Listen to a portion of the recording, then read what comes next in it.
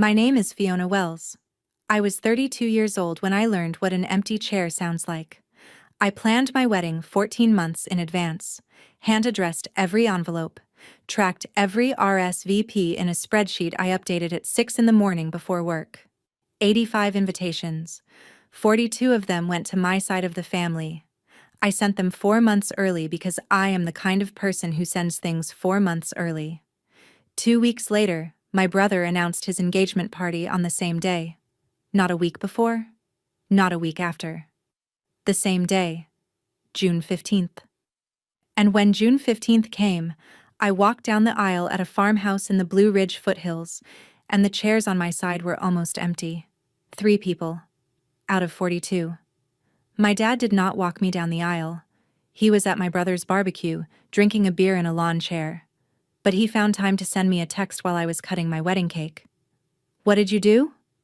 I read it. I smiled. And I put my phone face down on the table.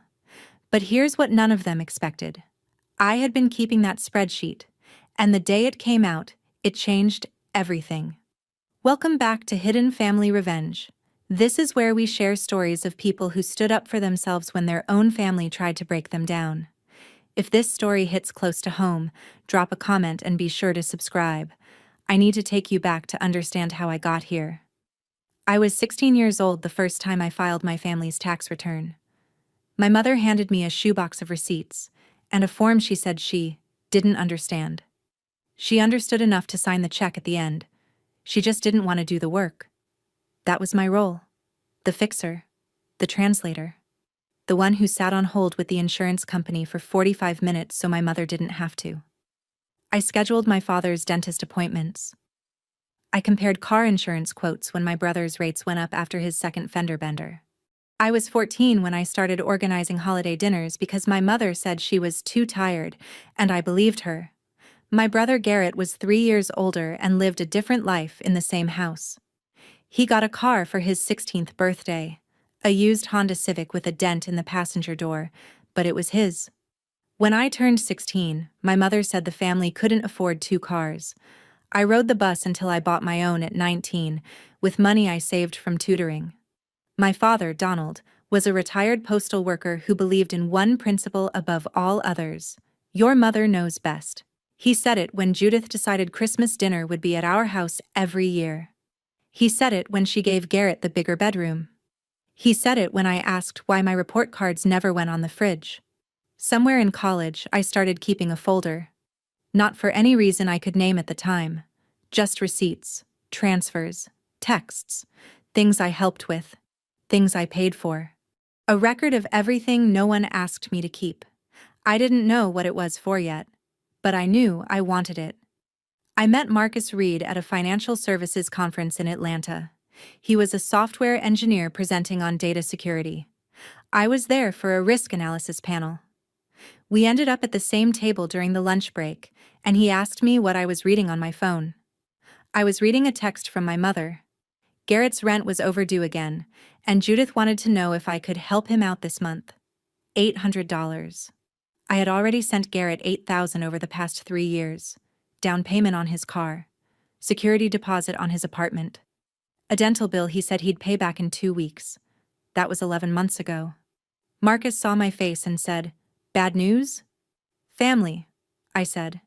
He nodded like that was a complete answer. Then he asked me something no one in my family had ever asked. "Do they ever call just to ask how you are?"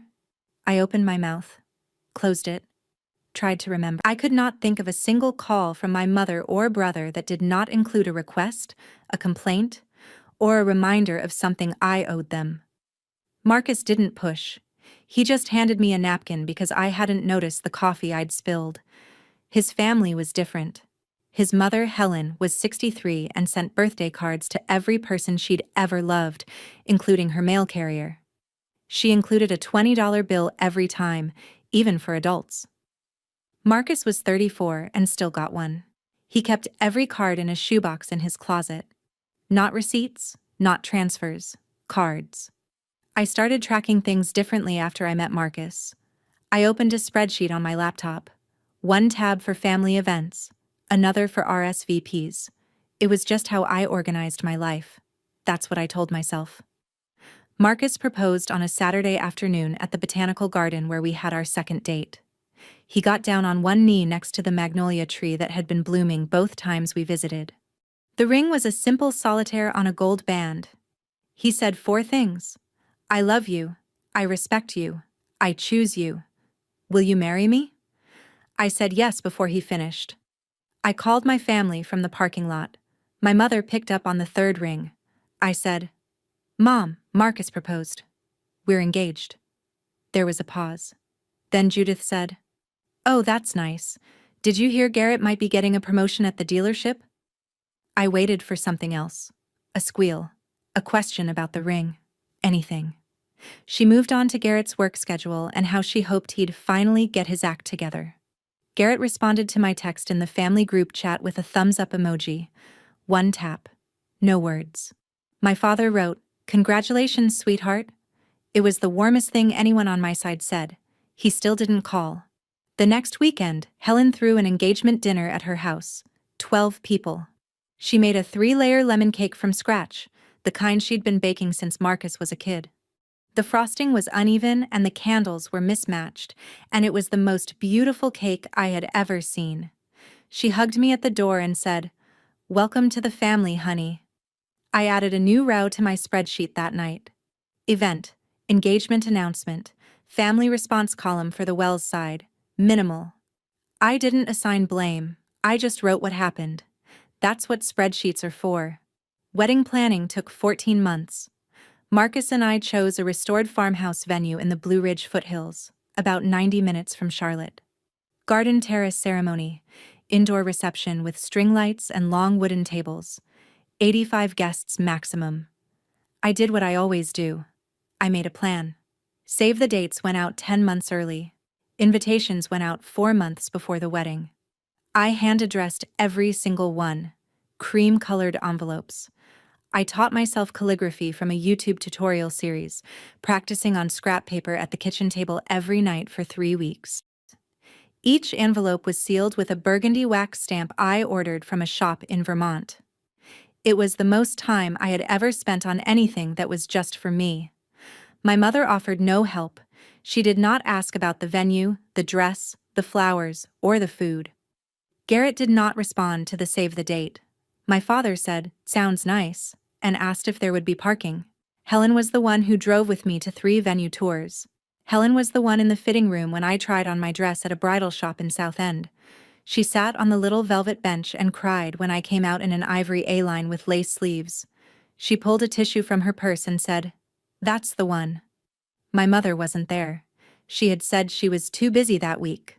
I never asked what she was busy with. I had stopped asking. I mailed 42 invitations to the Wells side. I logged every send date in my spreadsheet. Name, address, date mailed, RSVP status. The RSVP column sat blank for weeks. That should have been my warning, but I had spent 32 years reading silence as normal. 2 weeks after I mailed the invitations, my phone buzzed at 8:43 in the evening. Family group chat. Garrett had posted a photo of himself and his girlfriend Danielle on a rooftop somewhere downtown. Her hand was raised. There was a ring. The caption read, She said yes. Engagement party June 15th. Save the date. June 15th. I stared at the screen. Picked up my spreadsheet notebook from the counter. Flipped to the calendar tab. June 15th was highlighted in green. It said, Wedding. I read the message 3 more times. My chest went tight, but my hands stayed still. I had learned a long time ago that reacting fast in my family meant losing. I texted Garrett privately. No exclamation points, no anger. Just the question. Hey, June 15th is my wedding day. You know that, right? 3 dots appeared. Disappeared. Appeared again. His reply came 4 minutes later. Yeah, but Danielle's family can only do that weekend. It's just a party fee. Your wedding is a whole different thing. It's just a party fee. I read that sentence 5 times, closed my phone, set it face down on the counter, walked to the bathroom, looked at myself in the mirror. It's just a party. My wedding.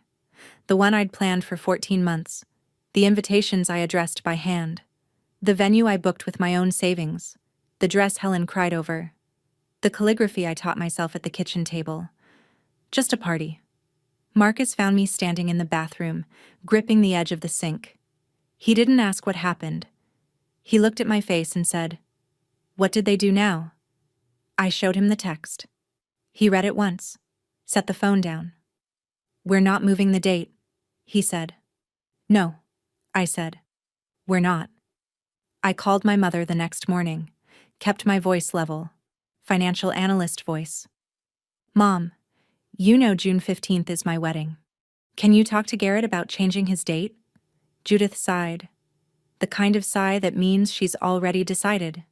"Honey, your brother just got engaged. This is his moment. You've had your whole engagement to plan. Can't you just be happy for him?" "I am happy for him. But my wedding is already planned. The venue is booked. Invitations are out." "Well, maybe people will go to both." She said it like she believed it. Like a barbecue and a wedding 90 minutes apart on the same afternoon were just 2 items on a Saturday to-do list. Over the next 3 weeks, the RSVP declines started coming. Slow at first. Cousin Amy, Uncle Brian and his wife. Then faster. Cousin Derek, Uncle Ray, my father's college friend Gary, who I'd invited because my father asked me to. One by one, the regrets column in my spreadsheet filled up. I noticed a pattern. Every person who declined was someone Judith talked to regularly. I confirmed it when Cousin Amy posted an Instagram story from Garrett's engagement party planning meeting. A group of 12 people sitting in Judith's living room, paper plates on the coffee table, my mother in the center, holding a clipboard. Then Aunt Rosemary called. Rosemary was my father's older sister, 66, sharp-eyed and direct. "Fiona, your mother told me you're having a small private ceremony and you'd prefer just close friends. Is that true?" My hand tightened around the phone. "No, Rosemary, that's not true at all." Silence on the line. Then Rosemary said, "I'll be there, honey. Save me an aisle seat." She was the first person on my side to say yes. One of only 3. 3 weeks before the wedding, I sat at the kitchen table at midnight, laptop open, spreadsheet glowing in the dark. The numbers were final. 42 invitations sent to the Wells side. 3 confirmed. Aunt Rosemary, my college roommate Sandra, who had no connection to Judith. A childhood friend named Becca who lived in Raleigh and hadn't spoken to my mother in years.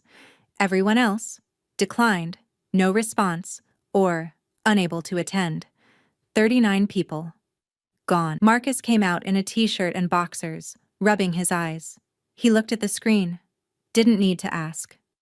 "How bad?" 3 out of 42.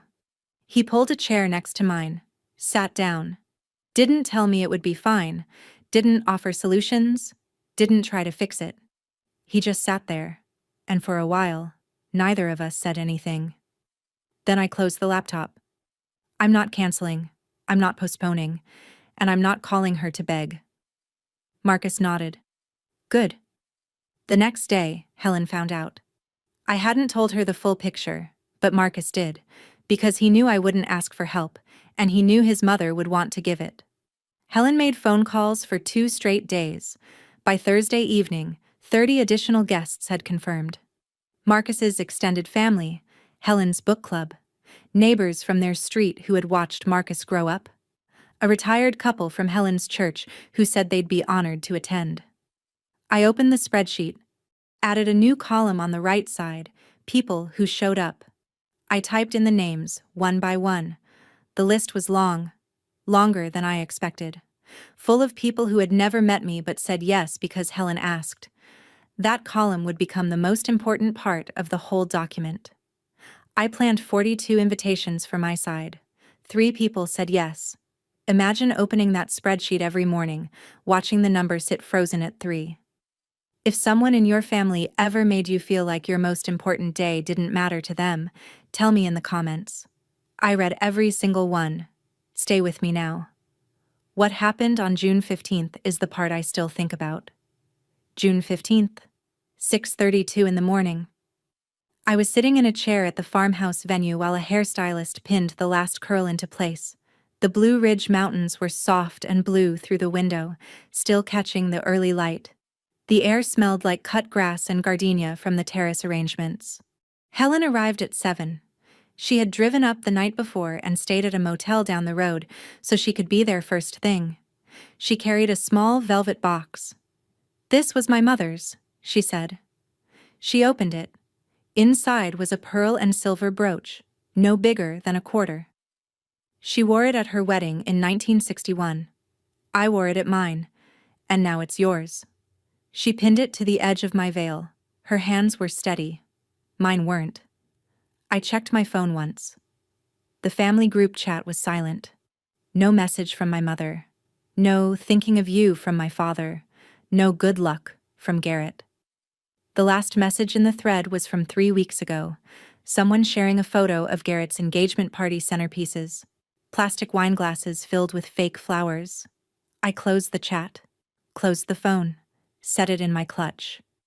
In the main room, the welcome table was set, the guest book, a framed photo of Marcus and me at the botanical garden, and my calligraphy practice sheet, the one from those late-night sessions at the kitchen table, mounted in a simple wooden frame.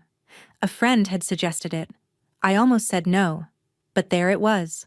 All those loops and lines and imperfect letters, proof that I had tried. I knew the chairs would be empty. I had 3 months to prepare for that. But knowing something and seeing it are two different things entirely. The ceremony started at 4 in the afternoon. 72 guests. Nearly all of them on Marcus's side. My side had 6 people. Aunt Rosemary sitting in the front row in a navy dress, clutching a tissue she hadn't used yet. Sandra and Becca, 2 rows behind her. And 3 of Helen's neighbors who had crossed over to my side because the chairs looked too lonesome. Their word. 42 invitations. 6 seats filled. The photographer set up at the back. I could see her adjusting the angle, trying to frame the shot so the empty chairs didn't dominate, but they did. White folding chairs on green grass, each one a name I had written in calligraphy 4 months ago. I walked down the aisle alone. I had decided that weeks before. I was not going to ask my father to walk me when he had already chosen where he would be that day. I was not going to manufacture a moment that should have been real. So I walked, alone, down the stone path, past the hydrangeas, past the lemon tree someone had set by the altar for luck. My dress was ivory, lace sleeves, and it caught the late afternoon light like something from a painting I had never been able to afford. Aunt Rosemary caught my eye. She didn't wave. She didn't cry. She nodded. Slow and firm. A nod that said, "I see you. I'm here. Keep going." I reached the altar. Marcus was standing there in a charcoal suit. His eyes were wet. He reached for my hand and held it tight. We said our vows. His voice cracked on the word always. Mine stayed steady. I had been practicing steady for 32 years. The reception was in the barn behind the farmhouse. String lights, long wooden tables, wildflower arrangements in mason jars. The band played soft jazz while people found their seats, and for the first time all day, the room felt full. Our first dance was to a song Marcus had chosen without telling me. A Norah Jones track we'd danced to in his apartment kitchen the night we decided to move in together. I leaned into him and let the room blur. Then the cake. A 3-tier lemon cake, iced in white buttercream with real lavender sprigs pressed into the frosting. Helen's recipe, scaled up by the venue baker. Helen had spent an hour on the phone with the woman, walking her through the exact ratio of lemon zest to sugar. "Too much zest and it's bitter," she said. "Too little and it's just sugar with ideas." Marcus and I cut the first slice together. People clapped. The photographer crouched low for the angle. That's when my phone buzzed. It was in my clutch on the sweetheart table. I almost didn't check. But the buzz came twice, and something in my chest already knew. I opened the clutch. My father's name was on the screen. One message. "What did you do?" 3 question marks. No greeting. No, "How was the ceremony?" No, "I'm sorry I'm not there." Just an accusation typed in all capitals, sent from a barbecue 90 minutes away where my entire family was eating grocery store cake off paper plates. I stared at the screen. Looked up. Marcus was talking to his best man. Helen was laughing with Aunt Rosemary near the dessert table. The lemon cake sat in the warm light, untouched except for our slice. I smiled. Not a smirk. Not victory. Relief. For 32 years I had been waiting for my family to show up. In that second, I stopped waiting. I set the phone face down on the table. I never replied. It's just a party fee. Yeah. I guess it was. Here's what was happening 90 minutes away while I was dancing with my husband. Garrett's engagement party was in his backyard. Folding tables covered in checkered paper. Disposable cups. A speaker playing a country playlist from his phone. Danielle's parents brought a grocery store sheet cake with "Congrats G&D" written in blue icing. The D was smudged. Judith was in the center of it. She always was. She moved between groups, touching elbows, laughing loudly, making sure everyone saw how happy she was to be celebrating her son. Cousin Amy, the one who had posted the planning meeting photo, was standing by the cooler when she asked the question. "Where's Fiona? Isn't her wedding today?" Judith didn't miss a beat.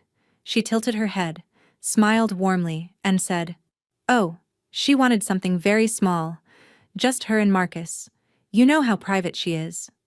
You know how private she is. She said it with the ease of someone who had rehearsed it. Nobody pushed back. Nobody questioned it. Because Judith had been the narrator of our family's story for as long as anyone could remember. She decided who was generous and who was difficult, who was loyal and who was selfish. And everyone believed her, because believing her was easier than asking. My father sat in a lawn chair near the fence, beer in hand. He had texted me 20 minutes earlier. No reply. He checked his phone once more, then put it in his pocket and went back to his potato salad. Garrett stood up and gave a toast. Raised a plastic cup. To the woman who said yes. Everyone cheered. He did not mention me. Not once.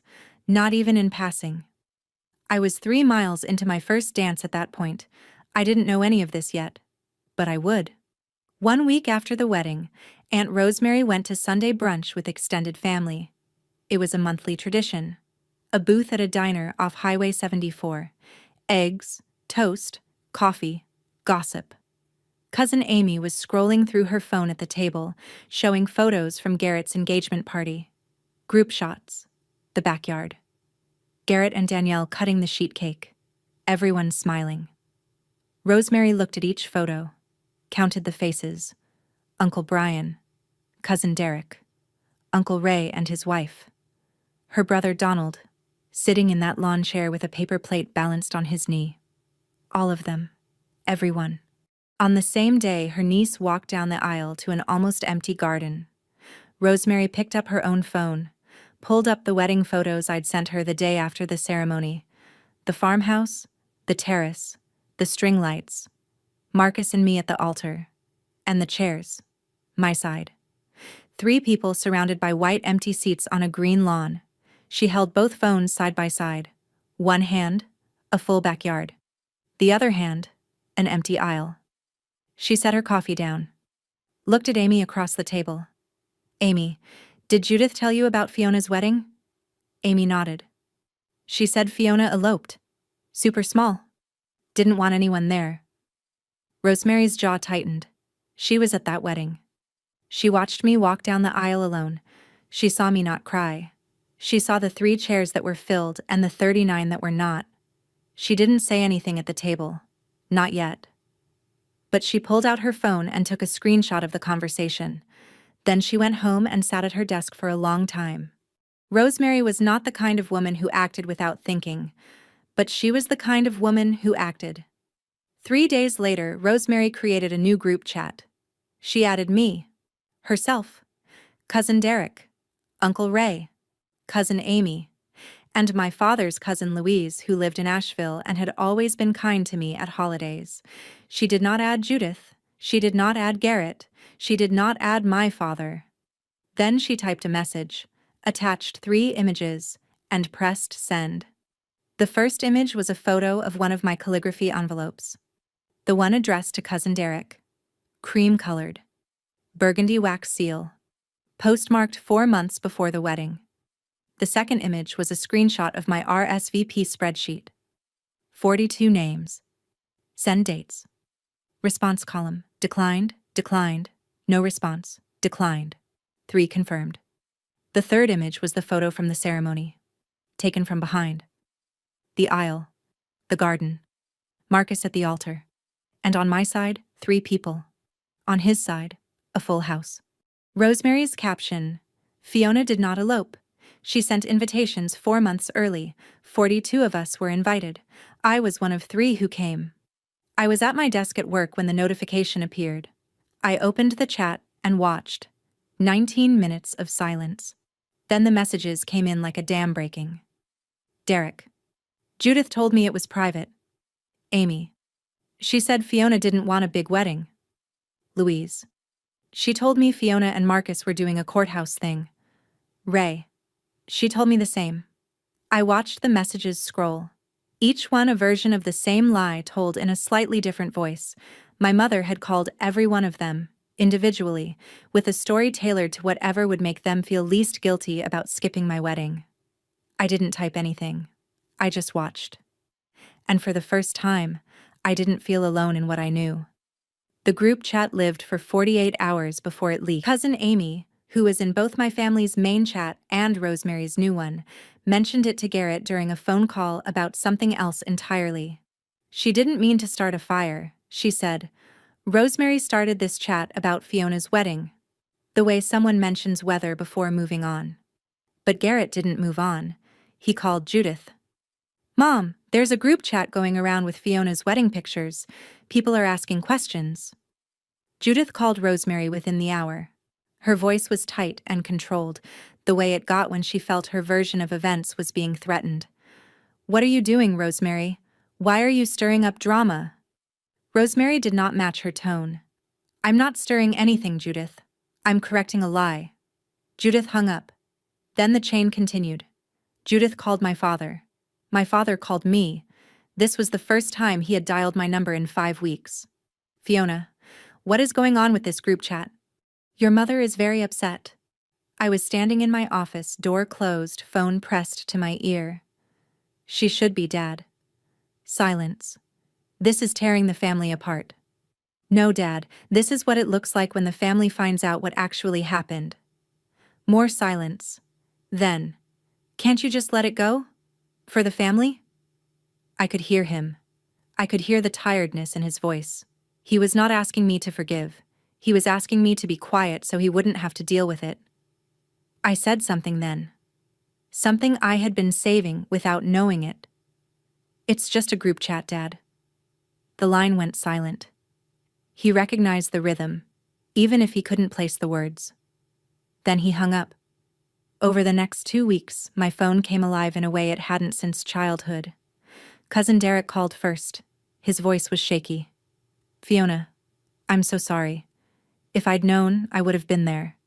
Your mom told me you were doing something small, and I should have called you directly. I know what she told you, I said. I kept my voice even. Not cold. Just even. I should have checked. Yes, I said. You should have. He went quiet for a moment, then. Is there anything I can do now? You just did it. Amy called next. Then Louise. Then Uncle Ray, who didn't call me. He called my father. Don, did you know about this? Did you know Judith lied to every one of us about Fiona's wedding? My father's response, according to Rosemary who heard it secondhand, that's between Judith and Fiona. Between Judith and Fiona. As if what happened was a disagreement about whose turn it was to host Thanksgiving. I didn't reach out to Judith. I didn't reach out to Garrett. I didn't reach out to my father. I answered the phone when relatives called me. I spoke clearly. I didn't embellish. I told them the dates, the numbers, the timeline. Everything was already in the spreadsheet. I just narrated it. 5 people called to apologize in total. Not the entire 42. But 5 was more than I had expected, and each one had looked up my number on their own. I opened my spreadsheet that night and added a new column on the far right. Called to apologize after finding out. 5 names, highlighted in green. The spreadsheet had started as a planning tool. Then it became evidence. Now it was becoming something else entirely. A record of who showed up late, but showed up. 3 months after the weddings, Rosemary called me on a Tuesday evening. She didn't do small talk. Garrett and Danielle broke up. I set down my coffee. What happened? Danielle found out. About the group chat. About what Judith did. She confronted Garrett. Rosemary had gotten the details from Amy, who had gotten them from Danielle's sister. The story went like this. Danielle sat Garrett down at their kitchen table and asked him directly. Did you know your mother told your sister's entire family not to come to her wedding? Garrett said yes. And you didn't say anything? You didn't change your party date? Garrett's answer, according to Danielle's sister. It's not my fault people chose my party. The same sentence. Word for word. The one he had texted me 5 months earlier. It's just a party fee. That phrase had followed him home. Danielle moved out within 2 weeks. She left the engagement ring on the kitchen counter, next to a note that said, I can't marry into a family that does this. 2 weeks after that, Garrett called me. Not to apologize, not to ask how I was doing. He wanted to know if I could help him negotiate breaking his apartment lease early. He said the landlord was being unreasonable, and he knew I was good with that kind of thing. I stood in my kitchen, phone to my ear, and set it flat. I'm not available for that. Silence. Fiona, come on. I just need you to look at the contract. I heard you, and I'm not available.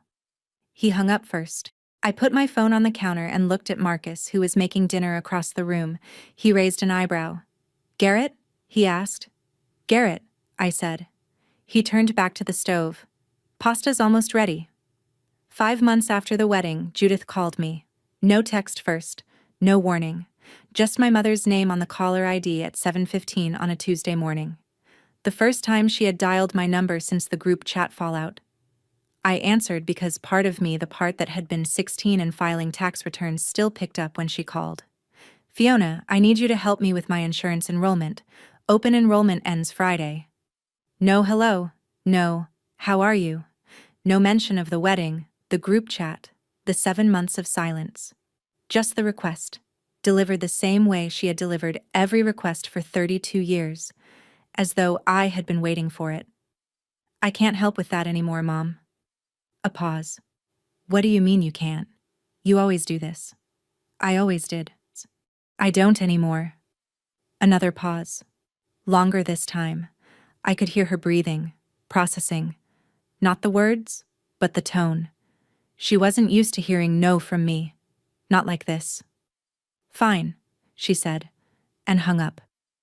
She called Garrett.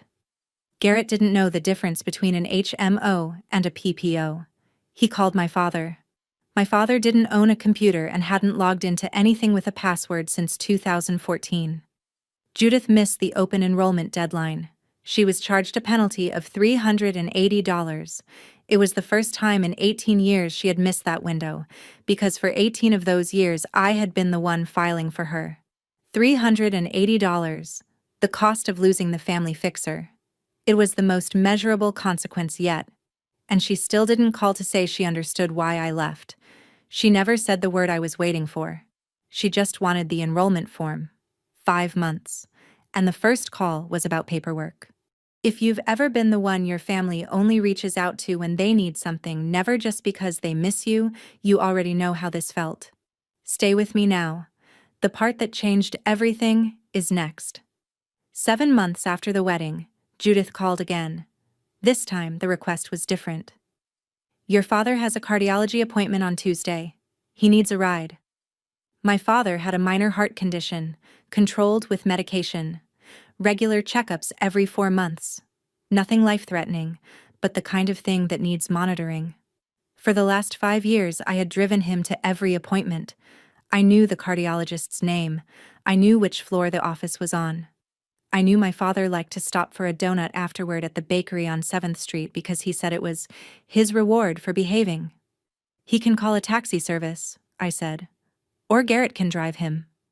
Garrett is working. So am I. There was a beat of silence. Not angry silence. Confused silence. Confused. Like Judith was hearing a language she didn't speak. She had spent 30 years issuing instructions and having them followed. The idea that I might be unavailable, genuinely unavailable, not just inconvenienced, didn't compute. She hung up without saying goodbye. My father took an Uber for the first time in his life. He was 61 years old and had never used the app. A younger man helped him download it in the parking lot of the medical building, and the driver turned out to be a retired teacher named Gerald, who talked to my father about fishing for the entire ride. Dad called me afterward. Not to complain. Not to guilt me. He said, "The driver was nice. Gerald. He showed me how to use the app." It was the most normal thing my father had said to me in 7 months. We talked for 3 minutes. He asked about the weather in Charlotte. I asked about his appointment. He said the doctor was pleased. It was small. It was the closest thing to warmth either of us had managed. Rosemary turned 67 in October. She decided to host a birthday lunch at a Mediterranean restaurant in Charlotte. A private dining room, 18 guests, extended family from both sides of the Wells tree. She called me on a Thursday evening. "I want you there. I also want Judith there. This is my birthday, and I'm not choosing sides." "I'm not the one who made sides, Rosemary." "I know. That's exactly why I need you in that room." I didn't answer right away. I had spent 7 months building a life without my mother in it, and every wall I'd put up was there for a reason. Walking into a room with Judith felt like reopening a wound I had just figured out how to dress. But Rosemary had been the one who showed up. She had been the one who sat in the front row at my wedding and nodded me down the aisle. She had been the one who built the group chat. I owed her this. Or maybe I owed it to myself. "I'll be there," I said. "Marcus too." "Of course." That evening, I opened my desk drawer, pulled out the RSVP spreadsheet, the paper version I had printed months ago for my own records, 42 names. Response columns, everything documented. I folded it neatly and put it in my purse. Not because I planned to use it, but because I had learned something about my family. They only believed what they could see. Marcus watched me zip the purse. "What's in there?" "Insurance," I said. He smiled. He knew what I meant. 3 days until the lunch. 3 days until I would sit across the table from the woman who emptied my wedding. I wasn't nervous. I was ready. Saturday afternoon. The Mediterranean restaurant had a private dining room in the back, separated from the main floor by a heavy curtain and a low archway. Long rectangular table, white linen, olive oil bread already sliced, water glasses filled and sweating. Marcus and I arrived at 12:15. Helen had dropped us off at the door. She squeezed my hand before I got out of the car. "Call me if you need to leave early. I'll be at the bookshop around the corner." Judith was already seated, near the center of the table, where she always placed herself. She wore a cream blouse and pearl studs, and her posture was impeccable. When she saw me, her face reset. A practiced smile, the kind that touches the mouth, but not the eyes. "Hello, Fiona." "Hi, Mom." Short. Polite. Enough for a public room. Garrett arrived 15 minutes late. He looked thinner than I remembered. Dark circles under his eyes. He wore a wrinkled button-down and sat at the far end of the table without making eye contact with anyone. My father sat between Judith and Garrett. Buffer zone. He nodded at me when I came in. I nodded back. Rosemary orchestrated the seating with a hostess's precision. She placed me directly across from Judith. Marcus next to me, Uncle Ray and Derek on my side of the table. Judith flanked by Garrett and Dad. Everybody talked about nothing. The weather had been warm for October. The Panthers were having a rough season. Someone's neighbor got a puppy. Water glasses clinked. Olive oil was poured. Bread was torn and passed. The air was polite, fragile. The kind of atmosphere where everyone knows something is about to happen, and nobody wants to be the one who starts it. Rosemary stood up after the salad course. She held a glass of white wine and tapped it once with her ring. The room settled. 18 faces turned toward her. "Thank you all for being here. 67 years old and I still don't feel it." A few laughs. She waited for them to finish. I want to talk about family for a moment. Not the kind you see on greeting cards. The real kind. The kind that shows up when it's inconvenient. I set my fork down. So did Marcus. He put his hand on my knee under the table. This year, Rosemary said, I watched something happen in our family that broke my heart. The room tightened.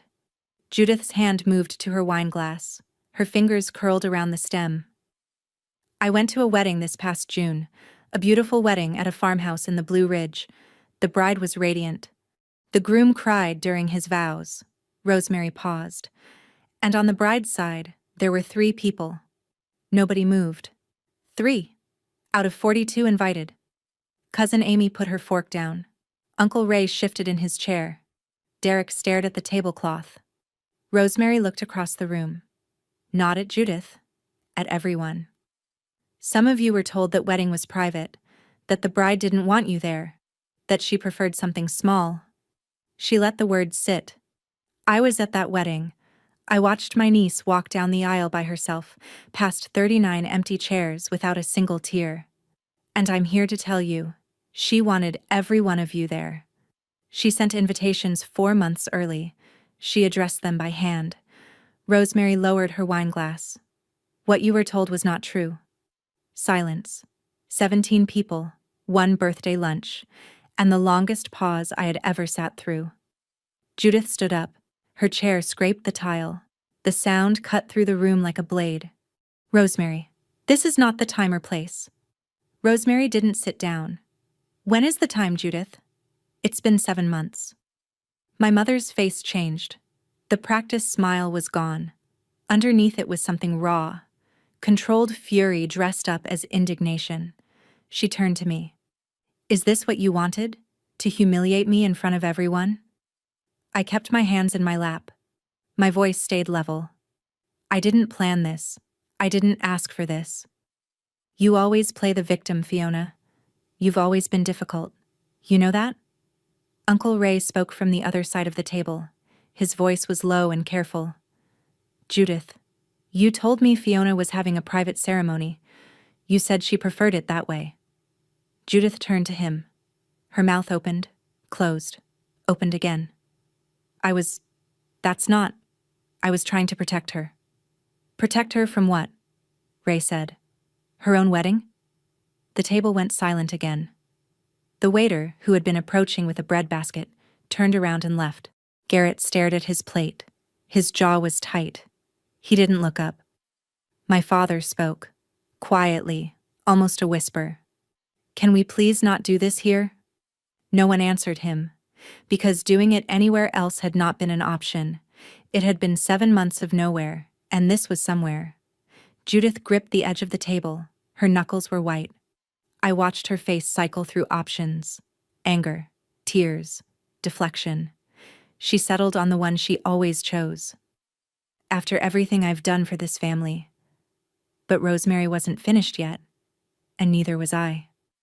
Rosemary looked at me across the table. Fiona, do you want to say anything? I reached into my purse, pulled out the folded sheet, unfolded it carefully and laid it flat on the white linen tablecloth. 42 names printed in 2 columns. Send date. RSVP response. And 1 column on the right. Reason given for decline. Judith told me not to come. Was told it was a private ceremony. Didn't know the wedding was happening. Said Fiona wanted something small. I didn't read it aloud. I didn't narrate. I just placed it there, between the bread basket and the olive oil, and let it exist. Cousin Derek picked it up first, scanned the rows until he found his name. His face changed. A slow, sinking recognition. Amy reached for it next. Then Ray. I didn't come here to fight, I said. My voice was the same volume it had been all afternoon. I came because Rosemary asked me to, but if anyone wants to understand what happened on June 15th, it's all there. The dates are the dates. The texts are the texts. Judith pointed at the spreadsheet. That proves nothing. You're twisting everything. The dates are the dates, Mom. Anyone can make a spreadsheet. Then call the people on it. Ask them what you told them. Judith's mouth opened. Nothing came out. I sat down, took a sip of water. The glass was cold against my fingers. I set it back on the linen and folded my hands. I didn't say another word. The spreadsheet sat on the table for the rest of the meal. People passed it around like a menu no one had ordered. Some read it carefully. Some glanced and looked away. But every person at that table touched it at least once. There was nothing left to argue. The document had said everything I wouldn't. Then my father spoke. He had been sitting between Judith and Garrett's empty-eyed silence for the entire confrontation. He had not moved, had not defended anyone, had not left. But now his voice came out, low and rough, like a man who had been holding his breath for 7 months. Fiona, I didn't know what your mother told people. I looked at him. The tablecloth between us felt wider than 90 minutes of highway. You texted me. What did you do on my wedding day, Dad? He flinched. Barely. But I saw it. Your mother said you'd said something that upset the family. Something about not wanting them there. And you didn't call me to ask? No answer. He stared at the water glass in front of him, condensation sliding down the side. Judith cut in. Sharp. Fast. Dawn, don't let her manipulate you. And then something happened that I had never seen before. Not in 32 years of holidays and arguments and long silences.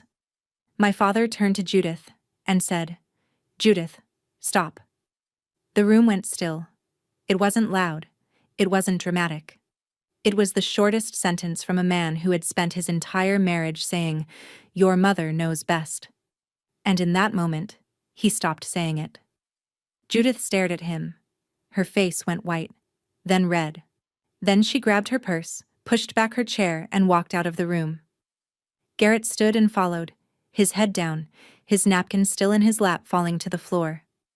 My father didn't follow. He stayed in his seat, hands flat on the table, staring at the place where his wife had been. He didn't apologize. Not then. But he stayed. And after 32 years of leaving with her, staying was the loudest thing he had ever done. 2 chairs sat empty, Judith's and Garrett's. The napkins were crumpled where they had been dropped, a wine glass half finished, a bread plate untouched. The restaurant continued. The waiter returned, cautiously, and refilled water glasses without making eye contact. Someone at the far end of the table cleared their throat. Rosemary broke the silence the way she broke most things, directly.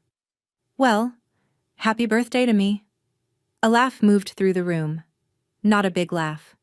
The kind that comes from the bottom of exhaustion, when you've been holding your stomach tight for an hour and finally let go. Uncle Ray turned to me. His eyes were steady. Fiona, I owe you an apology. I should have called you directly before declining. I took your mother's word, and I shouldn't have. Thank you, I said. Derek spoke next. Me too. I looked at that spreadsheet and saw my own name in the declined column. That's on me. Cousin Amy. Louise. A woman named Patricia who I barely knew, but who said she had always liked me at Thanksgivings. 5 apologies. Not dramatic, not tearful, just direct and quiet, the way things should be said when they're long overdue. My father was still sitting in his chair. He hadn't spoken since he told Judith to stop. But now he reached across the table. His hand landed on mine, just rested there. He didn't squeeze, didn't pull. I didn't pull away. It wasn't forgiveness, I thought. Not yet. But it was the first honest thing he'd done in 7 months. Marcus put his arm around my chair. Rosemary picked up her wine glass. Now, she said, can someone please bring out the cake? I've been waiting an hour. For the first time all afternoon, the laughter was real. 3 days after the lunch, Garrett called. It was late, past 9. I was on the couch with Marcus, watching a documentary about deep-sea creatures. My phone buzzed on the coffee table. Garrett's name. I picked it up. Marcus paused the television. Hey. His voice was different, quieter, rougher, like he'd been sleeping badly. Hey. I didn't know Mom told everyone your wedding was private. I swear I didn't know that. But you knew it was the same day, and you didn't change yours. Silence. A long one. I could hear him breathing. I thought it didn't matter that much. My wedding didn't matter that much? That's not what Garrett. I said his name the way I used to when we were kids and he was about to do something stupid. You said, "It's just a party." Those were your words. The day I married the man I love. And you called it just a party. More silence. Then a sound I wasn't prepared for. His voice cracked. Not a dramatic crack. A small one. Like a glass that's been sitting too close to the edge for months. "I'm sorry, Fee." I closed my eyes. Breathed in through my nose. "I believe you're sorry that things got hard for you. I'm not sure you're sorry for what you did to me." That's not fair. Neither was June 15th. He didn't have an answer for that. I heard him sniffle once, then clear his throat. Can we maybe get coffee sometime?" "Not right now, Garrett. Maybe later, but not right now." I hung up. Not in anger. Not in tears. In clarity. The call lasted 4 minutes and 12 seconds. I know because I checked the log afterward. Old habits. 1 week after the birthday lunch, Judith left a voicemail. I was in the shower when she called. Marcus heard the phone ring from the kitchen and let it go to voicemail. When I came out, hair wrapped in a towel, he was sitting on the couch, with an expression I couldn't read. "Your mother called," he said. "She left a message." We listened to it together. Speakerphone. Volume low, like the words themselves might be fragile enough to shatter. Her voice was shaky, controlled crying. The kind where you can tell the person practiced it in the car before they pressed call. "Fiona, what your Aunt Rosemary did at that lunch was completely uncalled for. She had no right to do that in front of everyone. You should have been the bigger person. I was trying to make sure your brother felt special on his engagement day. Is that so wrong? I've always tried to keep this family together. I'm your mother. You don't just walk away from your mother." The voicemail ended. I stared at the phone. Marcus sat there with his arms crossed. No apology? Not one? Not for the lies. Not for the phone calls. Not for the empty chairs. Not for the text from Dad. Not for 7 months of silence. Be the bigger person. That phrase again. The universal request of people who never intend to grow. Marcus raised an eyebrow. Said nothing. He knew this was mine. I saved the voicemail. Opened a folder on my phone I'd created months ago. Labeled Boundaries. I filed it alongside screenshots and notes I'd been keeping since the group chat. I did not call back. She called herself my mother, as if that title alone should override everything she'd done, I thought. But a title without action is just a word on a certificate nobody reads. 2 weeks after the lunch, Marcus and I sat on the living room floor with a box of wedding photos. The photographer had delivered them in a linen-bound album with an extra USB drive of digital copies. We spread them on the rug and went through them one by one. The farmhouse, the altar, the string lights. Marcus spinning me on the dance floor while Helen clapped in the background. One photo stopped me. It was taken from behind the ceremony. You could see the aisle, the garden, the Blue Ridge Mountains fading blue in the distance. Marcus at the altar, hands clasped, waiting. And the chairs. On Marcus's side, a full house. Helen in the front row, beaming, clutching that tissue she'd finally used. His college friends, his cousins, his neighbors. Every seat taken. On my side, 3 people. Rosemary in navy, hands folded. Sandra wiping her eyes. Becca staring straight ahead with the fierce concentration of someone trying not to cry. And between them, 39 white chairs. Empty. I held the photo in both hands. "You sure you want that one framed?" Marcus asked. He was holding a close-up of us cutting the cake that was objectively more flattering. "There are better angles. This is the truest photo we have." I ran my finger across the empty chairs, each one a name I'd written in calligraphy. Each one a person who believed a lie over an invitation. Those chairs taught me more about my family than 32 years of dinners ever did. We framed it. hung it in the hallway, between the front door and the kitchen. Every morning, I walked past it on my way to make coffee. That evening, I opened the spreadsheet on my laptop, looked at it for a long time, then I closed it. Saved, but closed. I haven't opened it since. 1 year after the wedding, Marcus and I closed on a house, 3 bedrooms. A small yard with a maple tree that turned orange in the fall. A kitchen with enough counter space for 2 people to cook at the same time without bumping elbows. Helen brought a houseplant for the kitchen windowsill. A pothos vine in a ceramic pot she'd painted herself. "These are impossible to kill," she said, "even for you two." I was promoted to senior analyst at the firm. I managed a team of 4. My boss said I was annoyingly thorough, which I took as the highest compliment anyone had ever given me. Aunt Rosemary visited once a month. She'd drive down from her place and we'd sit on the back porch with sweet tea and talk about everything except the parts that still hurt. She brought Tupperware containers of casseroles and gossip about church politics. She had become the family I chose to keep. My father called every other Sunday.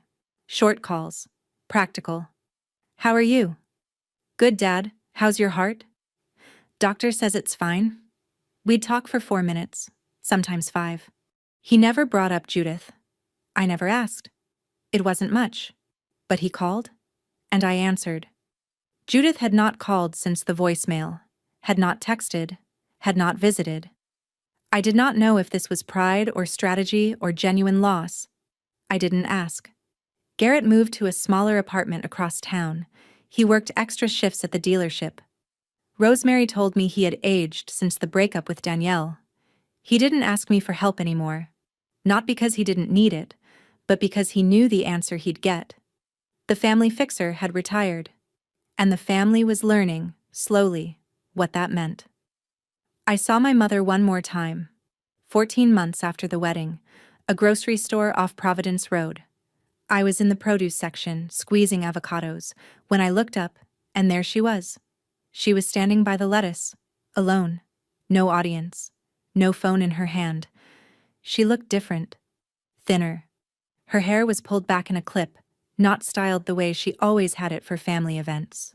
She was wearing a cardigan I didn't recognize. Her cart had 4 items in it: milk, bread, bananas, a single frozen dinner. Our eyes met across the display case.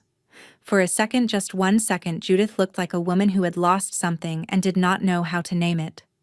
Her hand trembled on the cart handle. Her mouth softened. Then she spoke. "You should call your father more often. He misses you." Not, "I miss you." Not, "I'm sorry." Not, "I was wrong." She couldn't say it. Maybe she didn't know how. Maybe she'd decided long ago that saying it would mean admitting she'd done it, and admitting would cost more than silence. "He has my number, Mom." She nodded once. A small, tight nod. Then she turned her cart and walked down the cereal aisle without looking back.